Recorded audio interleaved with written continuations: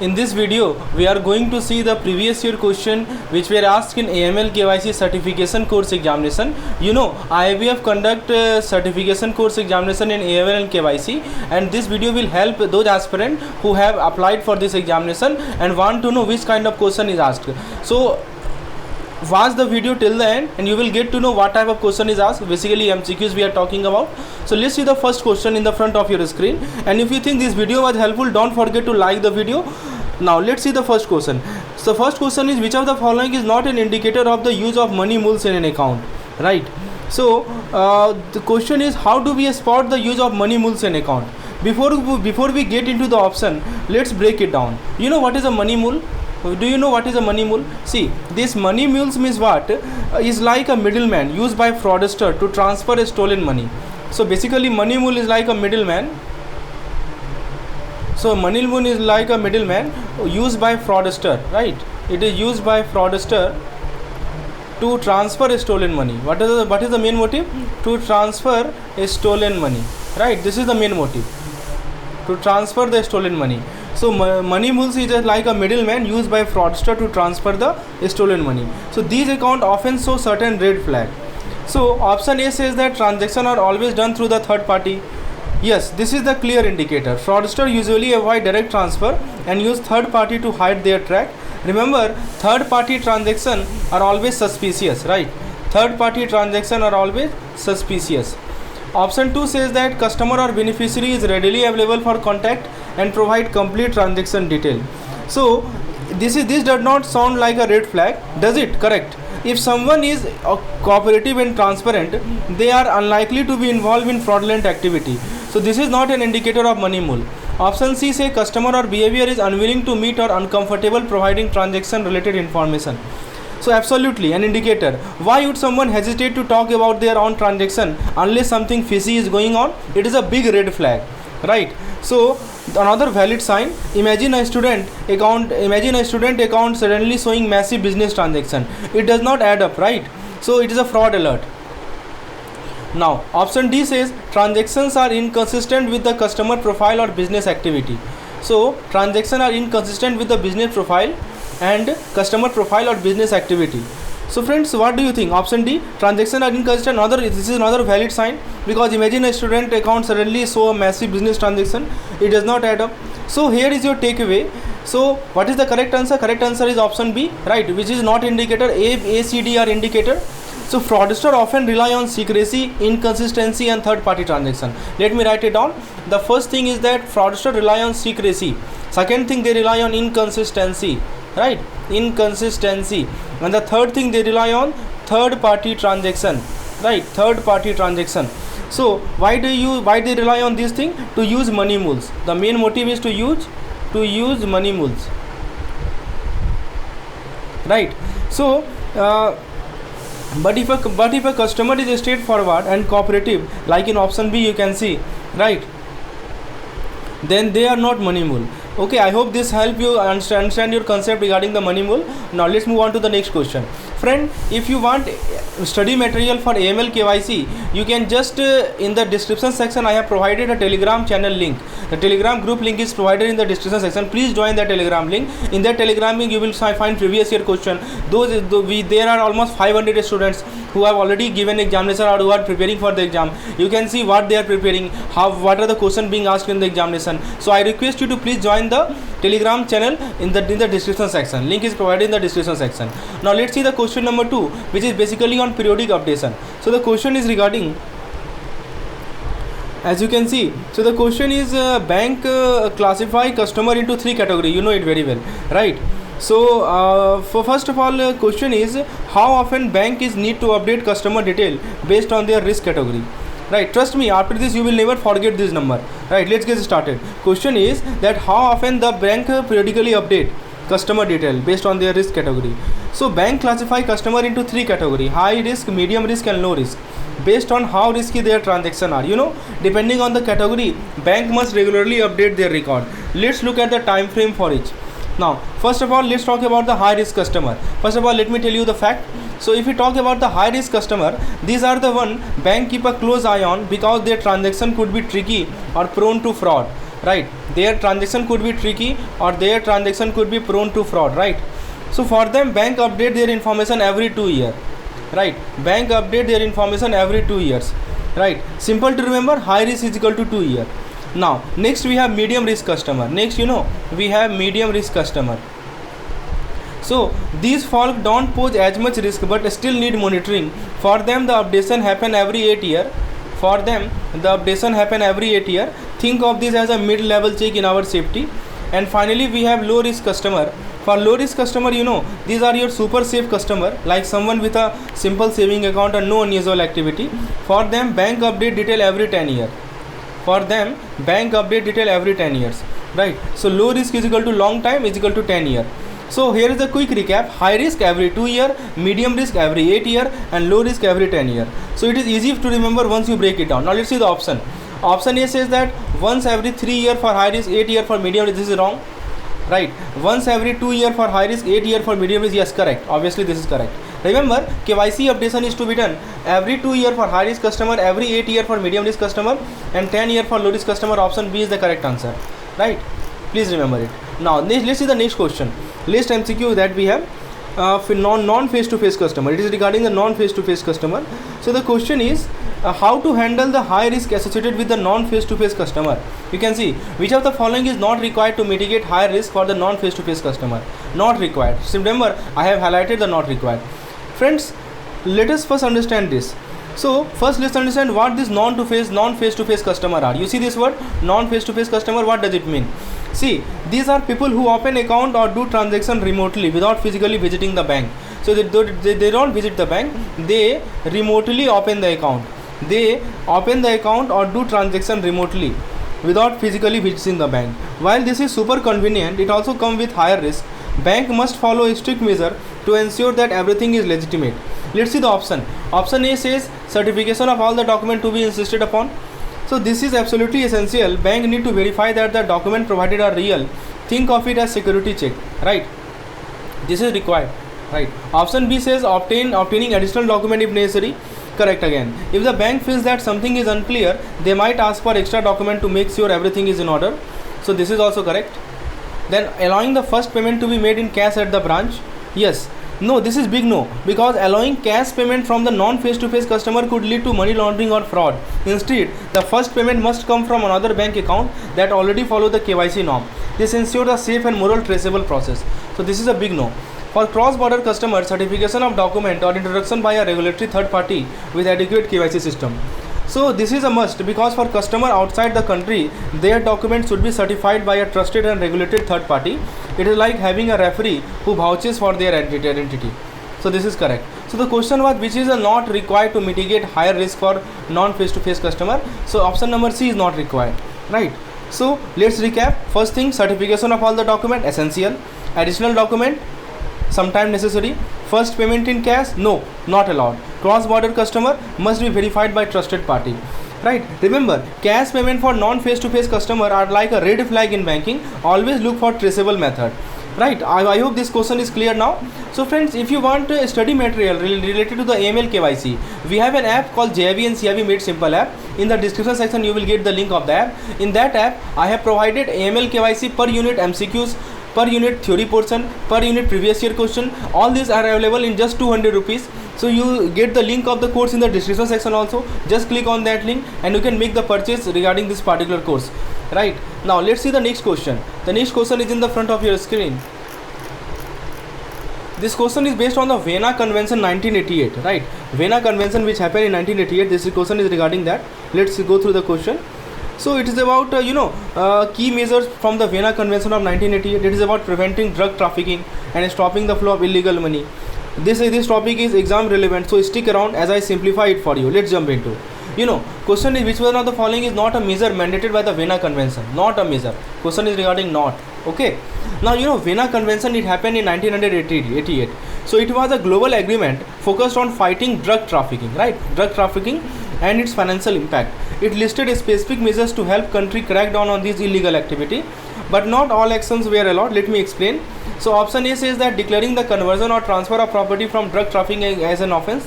See, this is correct. The convention wanted all nations to treat money or property made through drug trafficking as illegal and take a strong action against it. Yes, correct. Option B says that concealing the illicit origin, transfer or movement of property derived from drug trafficking as an offense. See, absolutely right again. The idea was to make it a crime to hide when illegal money or property came from or how it is being moved around. Now let's see the option number C. What option number C says? Option number C says that establishing measure to legalize fund derived from drug trafficking. What do you think? So this one is not true, because the convention was all about stopping the flow of illegal money. This convention was all about stopping the flow of illegal money, right? Not making it legal. So any attempt to legitimize fund from drug trafficking was strictly against its objective.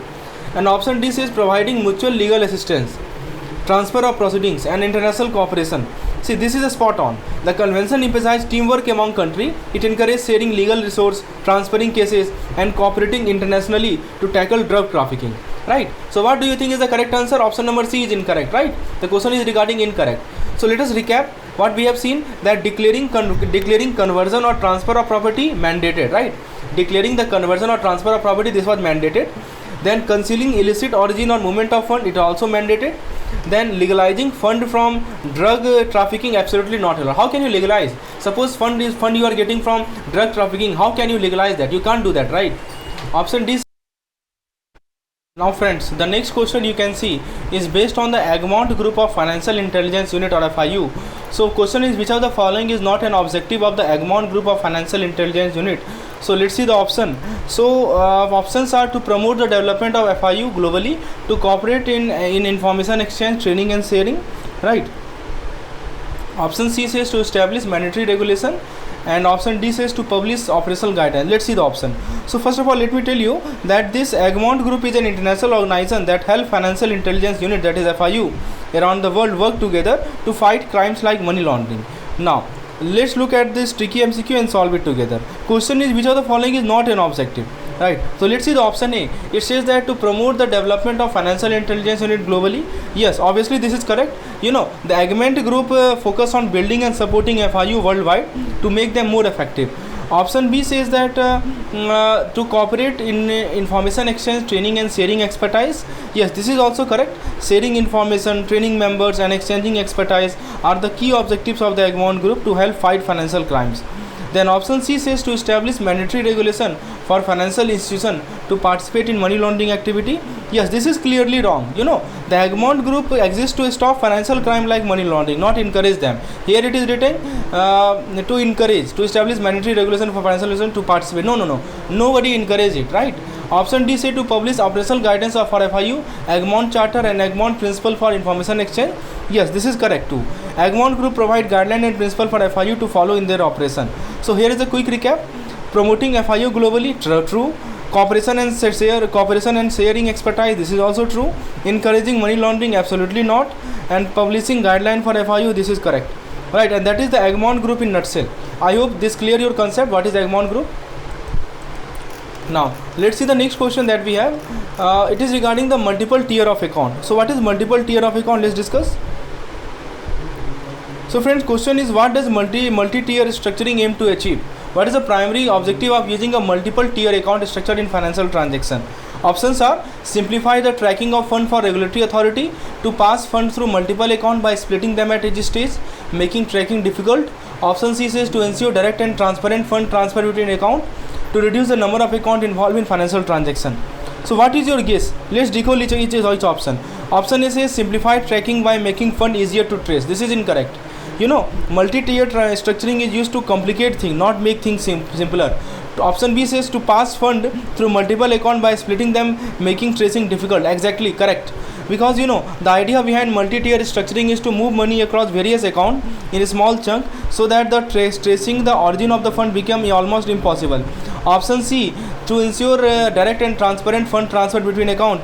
So this is red cross. Why? Because the method is designed to make transaction flow as opaque and confusing as possible. Option D say to reduce the number of account involved in financial transaction. This is also incorrect, because multi-tier structuring increases the number of account involved, making it harder for investigator to follow the money trail. That is why option number B is correct. So here's a quick recap. Option A, simplify tracking, no. Option B, pass fund through multiple account, yes. Option C, create transparency, no. Option D, reduce account involved, no. Now let's talk about the funnel account. Which of the following statement best describe the concept of funnel account? So what is the funnel account? Let's see the option. So first option is a bank account used for depositing illicit fund from multiple individual, usually an amount below the reporting threshold, and withdrawing them from distant location.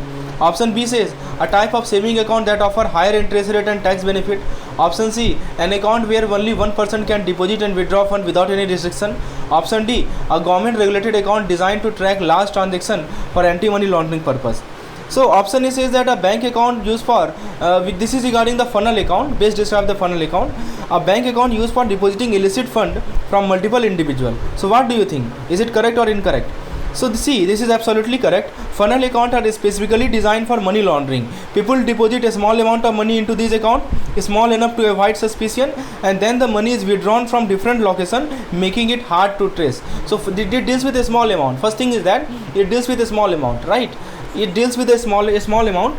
People deposit a small amount of money into this account, and small enough to avoid suspicion, and the money is withdrawn from different location. A small amount and different location. These are the two keyword you need to remember. A small amount and different location, right? So the money is withdrawn from different location, making it hard to trace. Now option B says a type of saving account that offer higher interest rate and tax benefit. See, this is incorrect because funnel account have nothing to do with saving or interest rate. They are used for illegal purpose, not for legitimate saving. Option C says an account where only one person can deposit and withdraw fund without any restriction. This is also incorrect. Funnel account involve multiple people depositing money, not just a single person. Option D says a government regulated account designed to track large transaction for anti-money laundering purpose. What do you think? So this option is also incorrect because funnel account are not government regulated. Clearly written government regulated. No. This is not government regulated account. Right. In fact, they are used to evade detection by authority. So here is a quick recap. Option A, yes, that is correct. Funnel account are for a small deposit and withdrawal across distant location. Option B, a type of saving account that offer higher interest rate and tax benefit. No, they are not saving account. Option C, an account where only one person can deposit. No, multiple people are involved, not only one person. Option D, government regulated. No, this is not regulated by government. So we can see option A is the correct here. Right, option A is the correct answer here. Now let's move over to the next question. Let's move to the next question. The next question, as you can see, this is the type of case study which has been asked in the previous year examination. Let's go through the case study. So the question is like a businessman Mr. X generate large amount of cash through illegal activity. To avoid suspicion, he deposit a small amount of this cash into multiple bank account under different name. Some of this money is even smuggled abroad and deposited in foreign bank where regulations are more lenient. Despite banking regulation on large cash deposit, Mr. X cleverly avoid detection and integrate his illicit fund into the financial system. So this is the case study. Now question is, which stage of the money laundering process is Mr. X engaging in? Placement, layering, integration or structuring. You know, these are the stages, and you must be clear with all the stages because question is asked every year from stages, right? So which stage is it involving in? What do you think? First option say placement. Yes, absolutely correct. Placement is the first stage of money laundering. This is where illegal cash is introduced into the financial system. Mr. X deposit a small amount into multiple accounts locally and internationally, which makes it hard for authority to track the fund. So smuggling fund abroad is another classic placement technique, right? So this is correct. Placement is correct. Layering. See, this is incorrect because layering happen after placement. First placement occur, then layering occur. So layering involve moving the money through a series of complex transactions, right? So what do we do in layering? That we move the money through the series of complex transactions, right? Series of complex transactions. So it involves moving the money through a series of complex transactions to obscure its illicit origin. So Mr. X has not started doing that yet. So this is incorrect. Integration also incorrect because integration is the final stage of money laundering where the laundered money is mixed with legitimate fund and used for legal investment. So what happened in integration, as the name itself suggests, laundered money is mixed with what? It is mixed with legitimate fund, right? So it is used for legal investment. So it is Mr. X is not at this stage yet. And option D says structuring. So structuring, this is incorrect as well. Structuring involves breaking large cash transaction into a smaller amount to avoid reporting threshold. So while Mr. X is depositing a small amount, he is also smuggling money abroad, which does not fit the definition of structuring entirely. So let's recap. So option A, placement, yes, that is the correct answer. Option B, layering, no, that is not the next stage. That is the next stage after placement. Integration, you know, this is also the last stage. And structuring, not quite. Mr. X action goes beyond structuring. So the key takeaway is that placement is the starting point of money laundering. It involves introducing illicit fund into the financial system, often through method like a small deposit, smuggling, or using multiple account, right? So hopefully this concept is clear now. So we know what is a placement now. Let's move on to the next question. Everything is explained clearly in this particular PDF. This is available in our course. Now this is another scenario in front of you. So what is happening in the scenario? So let me share a story. Imagine a businessman, Mr. X, who earned tons of cash from illegal activity, right? Tons of cash from illegal activity. Say things that he should not be doing. Now he can't just walk into a bank and deposit all that cash, right? It will raise red flag with authority, right? So here is what he does. He deposits a small amount of money into multiple bank account under fake name to avoid suspicion, right? So then to make it even trickier to trace, he smuggles some of his cash to foreign country where bank rules are more relaxed. Despite a strict regulation, Mr. X cleverly dodges detection and sneaks his dirty money into the financial system. Sound like a movie, doesn't it? Now here is the question for you. Question is, which stage of the money laundering process is Mr. X engaging in and what technique is he using? Placement, layering, integration, or structuring? Similar question like the previous one, right? So obviously I think it is repeated. We have already discussed it is placement. So I think this question gets repeated. Now let's talk about the Hawala system. Let's talk about it, Hawala system. So friends, the question is in front of your screen. So question is, which of the following statement correctly describe the Hawala system? First, let me talk about what Hawala system actually is. Imagine you need to send money to someone in another country. So you are in India and you need to send money to US, someone in USA, okay? But you don't want to use traditional bank transfer. So you could go to a Hawala broker who had a network of other broker in the recipient country. Instead of a bank transfer, you hand over the money to one broker and the other broker delivers the fund to the person you are sending them to. What I am saying, that you could go to Hawala broker who had a network of other broker in the recipient country. So in India, you go to a Hawala broker and that particular broker has a recipient of broker in other country, in the recipient country. Instead of bank transfer, you hand over the money to one broker and the other broker delivers the fund to the person you are sending them to. Simple, right? But here is the catch. These transactions are not documented and there are no paper trail, right? So now let's look at the question based on this system. So first option, let's say that it is a regulated first option say it is a regulated system, a banking system that ensure all transactions are documented. No. See, this is incorrect because the Hawala system is not regulated by any government authority. There is no paper trail and no official monitoring, which is the opposite of a regulated banking system. Option B says that it operates outside government control, enabling undocumented deposit, withdrawal and fund transfer through a network of broker. Yes, correct. The Hawala system operates without any formal regulation or banking oversight. It is based purely on trust and a network of broker. So there is no paperwork, no documentation, no government monitoring. This make it an attractive option for people who want to transfer money secretly, but it also make it a system linked to illegal activity like money laundering and terrorist financing, right? So option B is correct. Option C says that it is a financial system where funds are transferred only within the same country, avoiding any cross-border transaction. No, this is wrong, right? So why? Because Hawala is not limited to domestic transaction. It is frequently used for cross-border transfer. Option D said it is primarily used for legal business transaction and leave a clear paper trail for tracking money movement. So while some might use it for legal purpose, the Hawala system does not leave a paper trail. In fact, it is often linked to illegal activity because of the anonymity it provides. So what we learned today, that Hawala system is an informal way of transferring money without any government oversight or formal documentation. So it operates through a broker who transfer fund across border, no paperwork or official record, making it nearly impossible to track. While it can be used for legal purpose, it is often associated with illegal activities like money laundering. Right? I hope this explanation helped you to understand the basic concept regarding the Hawala system. Now let's move over to the next question. So the next question is Watergate scandal and money laundering. Let's talk about. Question is, when was the term money laundering first used in the press and in what context? Very good question. So when was the term money laundering used? Let's rewind to the early 1970s. Imagine a major political scandal unfolding in United States. In 1972, something huge was happening and the term money laundering was making its first appearance in the media. But how did it all begin? Let's look at the question based on this. So we have the question here. Let's go through the option. Option A says that in 1988 by the New York Times in relation to the Iran-Contra affair. No. While the term money laundering was used in 1980s, it wasn't first used in 1988. it is certainly not in connection with the Iran-Contra affair. So option A is wrong. Option B says in 1972 by the Guardian in connection with the Watergate scandal. Yes, correct. Absolutely.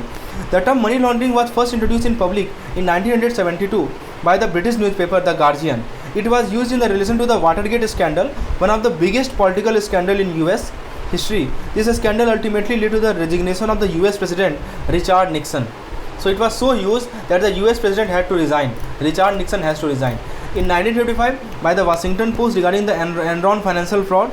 No, this is also incorrect, because the Enron financial fraud happened much later in 2001 by Times during the investigation of 9/11 attack. No, this is also wrong. So hopefully you have understood that it was first time used in the 1972 by the Guardian in connection with the Watergate scandal by the US.